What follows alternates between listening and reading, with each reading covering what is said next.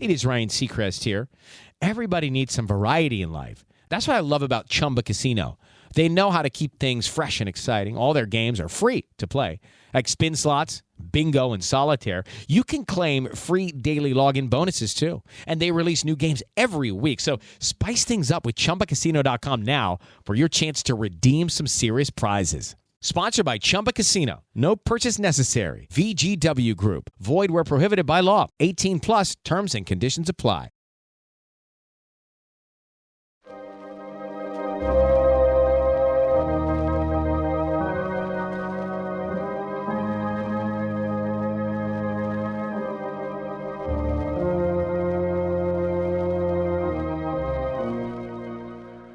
Who knows what evil lurks in the hearts of men? The Shadow knows.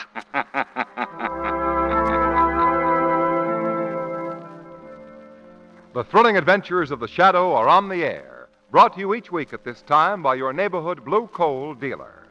These dramatizations are designed to demonstrate forcibly to old and young alike that crime does not pay.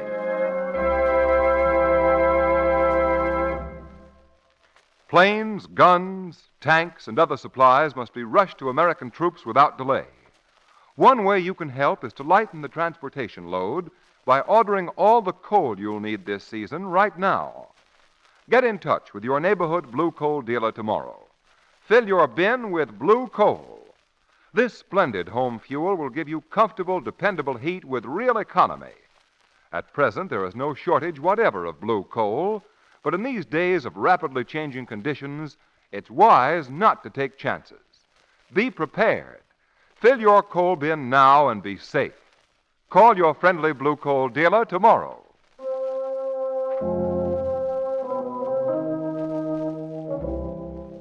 The Shadow, mysterious character who aids the forces of law and order, is in reality Lamont Cranston, wealthy young man about town.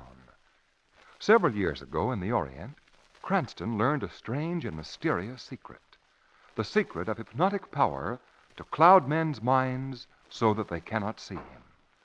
Cranston's friend and companion, the lovely Margot Lane, is the only person who knows to whom the voice of the invisible Shadow belongs. Today's drama, The Drums of Doom.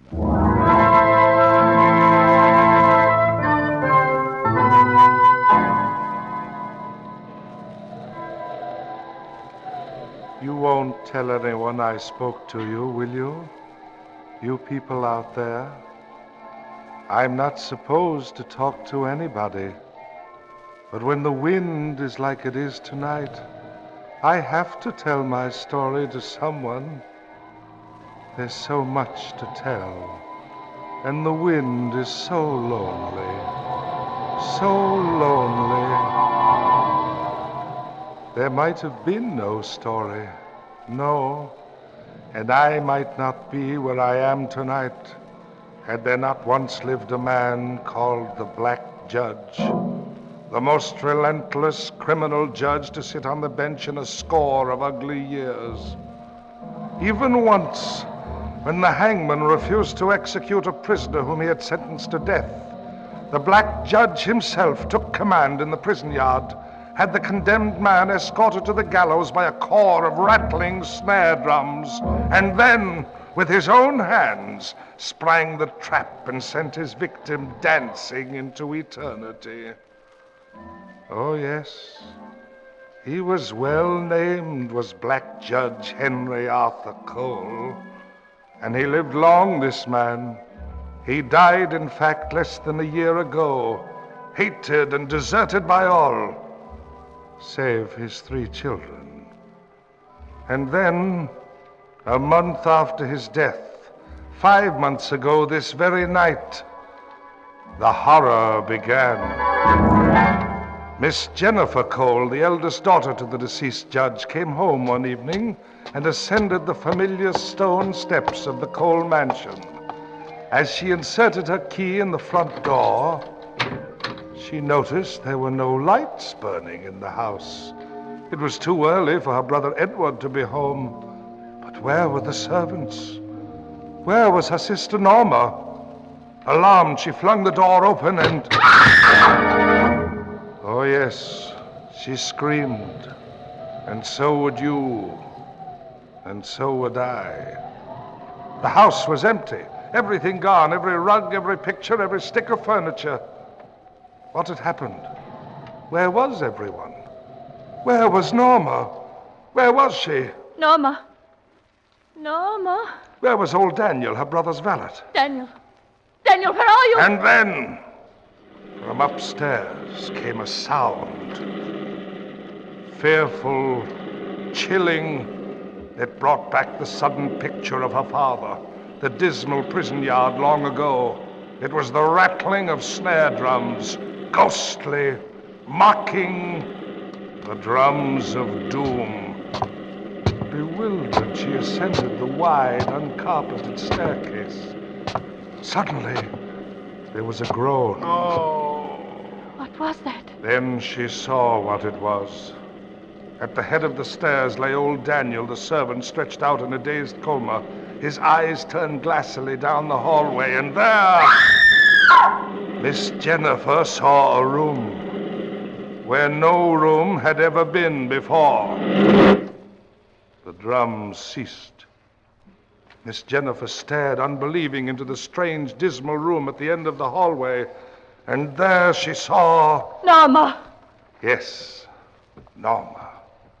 Miss Jennifer felt her senses leaving her, for in the blue dimness she saw the stark, grim form of a black scaffold, a gallows, and on it, deathly white, stood her sister, eyes open and pleading, and around her neck, a noose. Jennifer. Norma. Norma. I've been sentenced to death, Jennifer. Sentenced? Who? The black judge. Norma. Our father's been dead for a month. You're wrong, Jennifer. Look, emerging from the shadows there. Father. You see, Father isn't dead. Norma Cole, you have been sentenced to hang by the neck until you are... No! You're dead, Father. You can't harm her. Norma will die, and your brother Edward, too, in his time. Go, Jennifer. You can do nothing here. Father! Father! Silence! I have found you guilty, Norma Cole, and now I execute my own sentence. Oh, don't! Have mercy! Mercy! You look on the world for the last time, my daughter. No. My hand is on the catch. Father, stop! And heaven will show no mercy to your soul.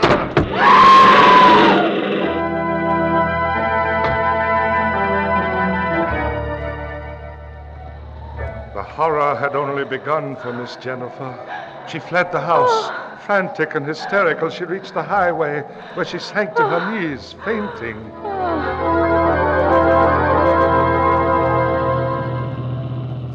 Lamont, look!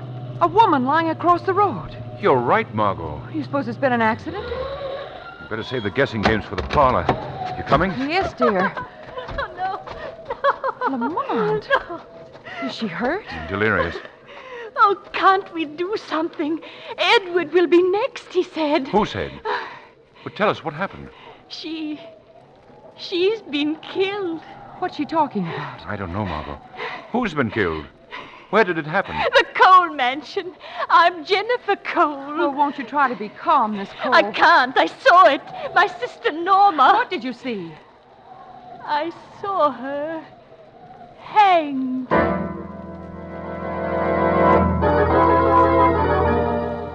This is the Cole Mansion. Your home, Miss Jennifer. Oh, no, don't make me go in. I'm afraid. Come along, Miss Jennifer. The lights are all out, Lamont. Of course they are. Just as they were when I came home tonight. It's a strange story, Miss Jennifer. Silly of you to knock. You see, there's no one here. They've all been murdered. Good evening, Miss Jennifer. Daniel, Yes, Miss Jennifer. you're all right. Why, yes, thank you, ma'am. And you, ma'am? We were worried about you. Miss Norma was just saying... Norma? Norma? Where is she? Who, sir? Miss Norma. Why, she's having dinner with her brother Edward in the dining room. Daniel, is she alive? Alive? Why, ma'am, she... Hadn't you better see for yourself, Miss Jennifer? Oh, yes. This way. Norma! Edward. Where have you been, Jennifer? We dined without you, my dear. You were late. Miss We Jennifer, didn't- I thought... Did you bring guests, Jennifer? Oh, I beg your pardon. Good evening, sir. Good evening, miss. You're friends of Jennifer's? Well, in a way. You see, we found your sister lying on the highway. She said something terrible had happened here. Norma, there's just one thing I must know. Was Father here? Father? Father? No, Jennifer. Father wasn't here. Norma, why don't you take Jennifer up to her room? Yes, Jennifer. You come along with me now. I thought it all happened. It seems so real. So real. I don't know what's wrong with me. My sister isn't quite herself, I'm afraid. No? That question about Father puts a rather plain face on the matter. I'm afraid I don't quite follow you. Father has been dead for over a month. Dead? Oh, I'm sorry. I hope she'll be all right. She'll be all right. Norma will take care of her.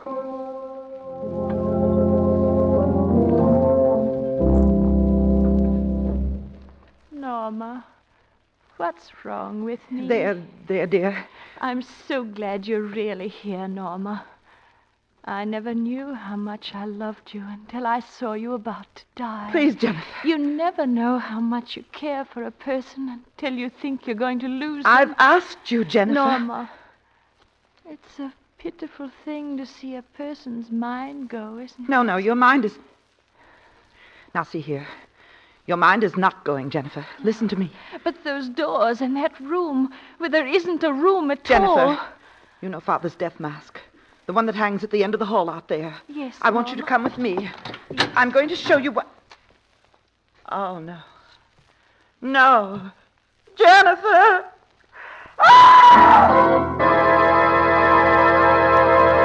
What was that? Norma!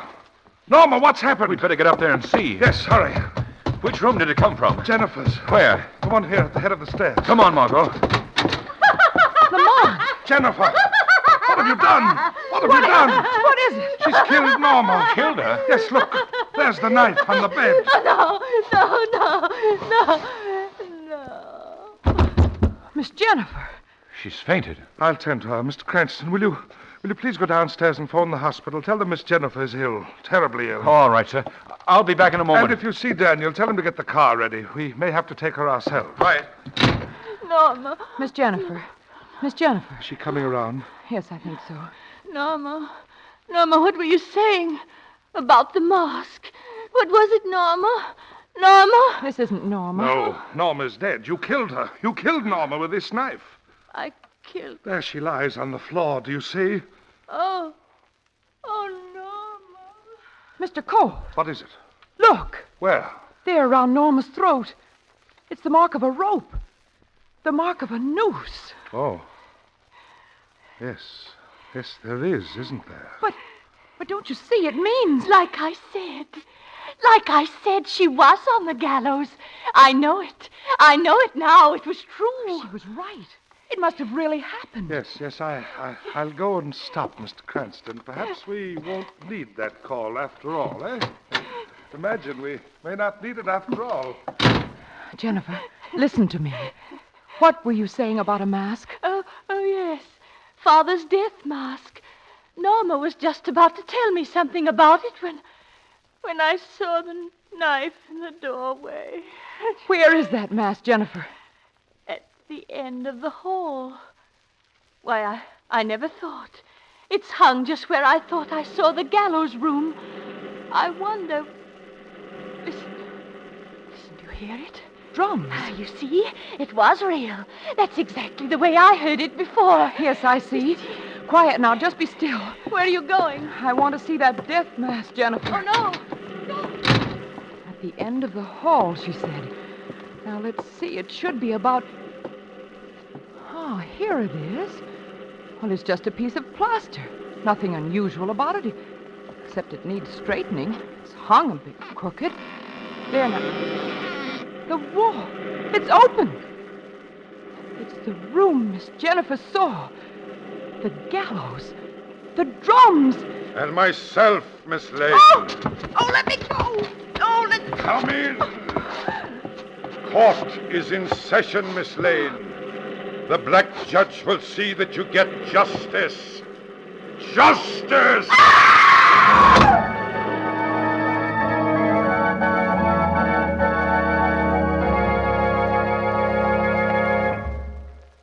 Act 2 of The Drums of Doom will continue in just a moment. First, consider what your answer would be to this personal question. Would the heat in your home be just exactly the same as it is now if you could adjust it perfectly to suit your own comfort? If you say no, then certainly you need blue coal. You see, blue coal is tailor-made for your home. It's carefully sized and graded to fit the requirements of your furnace. That's why it gives even, comfortable, dependable warmth. On top of that, this tested superior home fuel is a money saver. It burns so efficiently that you enjoy real economy with blue coal. Add to all this the new blue coal automatic heat regulator, and you have the modern home heating setup that has given genuine satisfaction to thousands upon thousands all over the country. The blue coal heat regulator is easily and quickly installed. It's a cinch to operate. With a flick of the finger, you can set the temperature in your home just where you want it. Ask your neighborhood blue coal dealer for a free demonstration of the money-saving blue coal heat regulator. He's listed under the words blue coal in the yellow section of your classified phone directory. Call him tomorrow. Now, back to the shadow.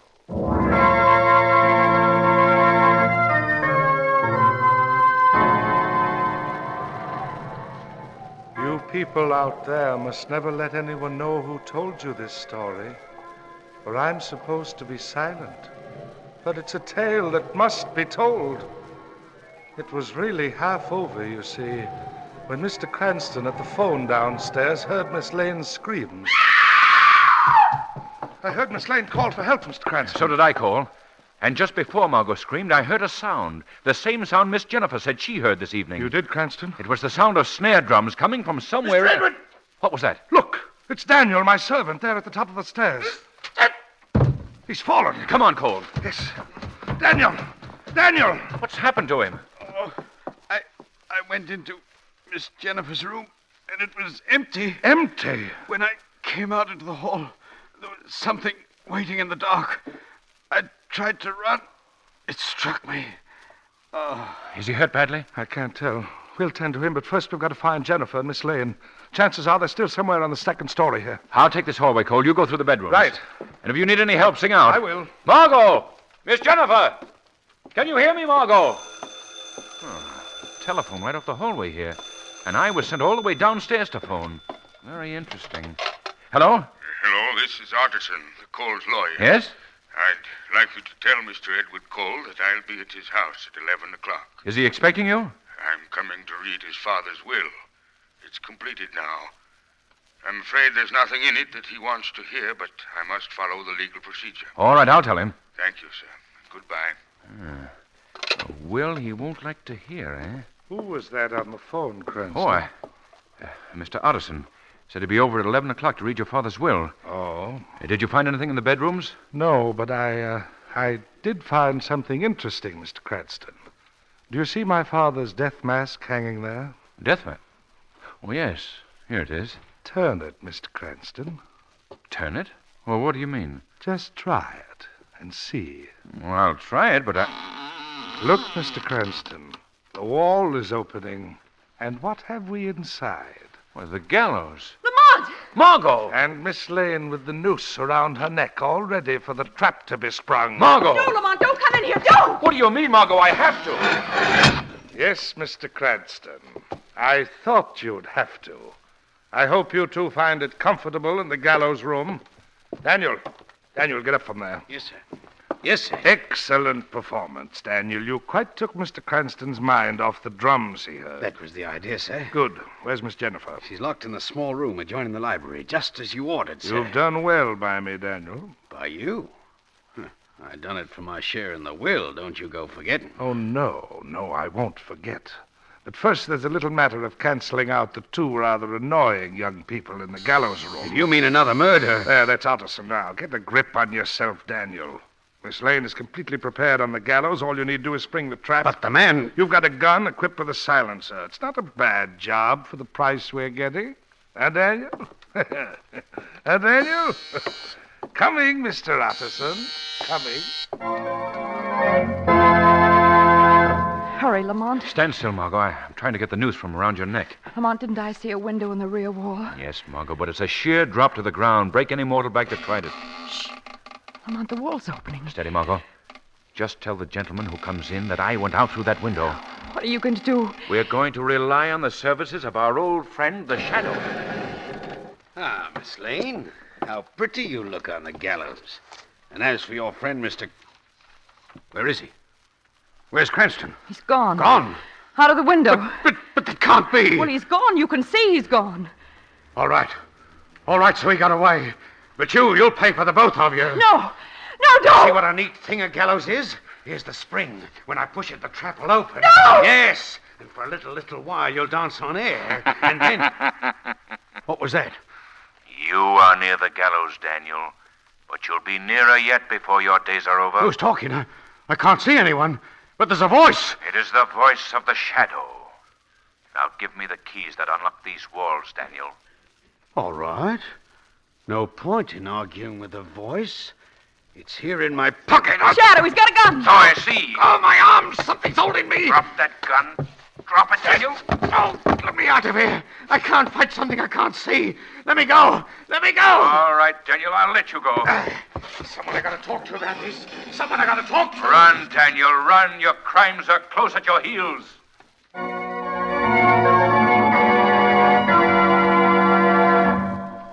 Good of you to have come out here, Otterson.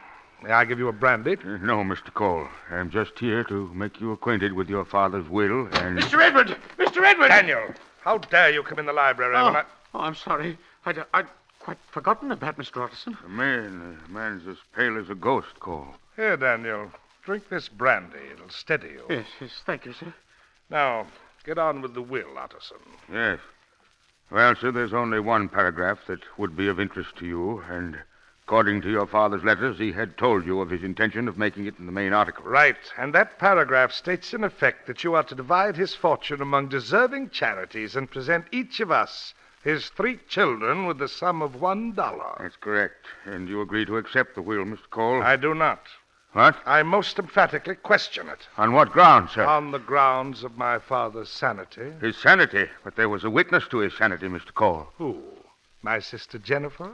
Yes, Miss Jennifer. She was the only one of you in town at the time he remade his will. I question Jennifer's ability to judge anyone else's sanity, Otterson. What do you mean? I mean that if I can prove that she is insane, the law will not recognize her testimony, nor the will. Am I right? Yes, you are right, but... Good. Daniel, open that door. Yes. Jennifer, come out, my dear. Miss Oh, Edward. Jennifer, did you or did you not see our father in this house tonight? Answer me. Yes, I saw him. Did you see a room on the 2nd floor where we all know there is no room? Yes.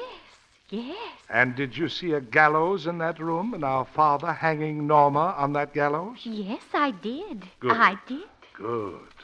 Well, what do you say to that, Mr. Otterson? I suppose this case, this had better be reconsidered. I'm afraid you're right, Mr. Cole.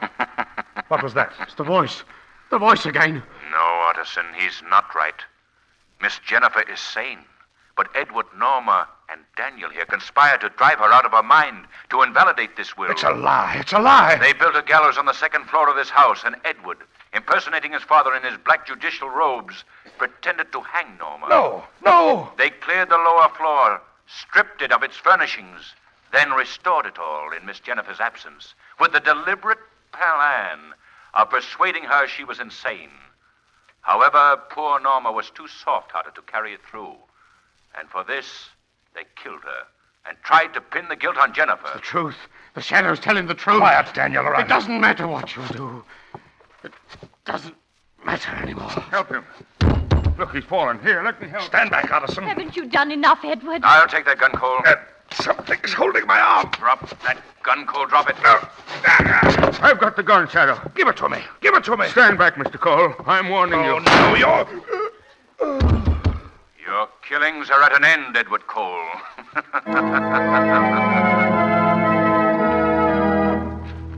Look, Lamont, it's Daniel lying here, and Mr. Edward. What's happened? I shot Mr. Edward. He had threatened to kill me. Is he dead? Water. Here, let me see. It's only a shoulder wound.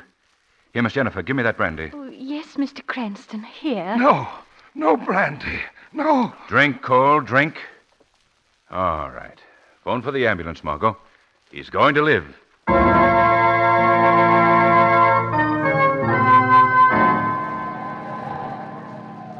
So I was going to live, was I? No. They were wrong. You see, there wasn't a chance. The drink they gave me took care of that. It was what was left of the brandy I had prepared for Daniel. Poisoned. Poisoned so I wouldn't have him blackmailing me for the share of my father's estate I'd promised him. That was the bitterest twist of the whole bitter tale. But now, you must promise me you'll never repeat what you've heard. For it's been told to you from the tomb. Told by the lips of a dead man. Ah, but you'll keep quiet. For if you ever tell anyone and tell them the truth, they'll only say you're insane, you know. They'll only say you're insane.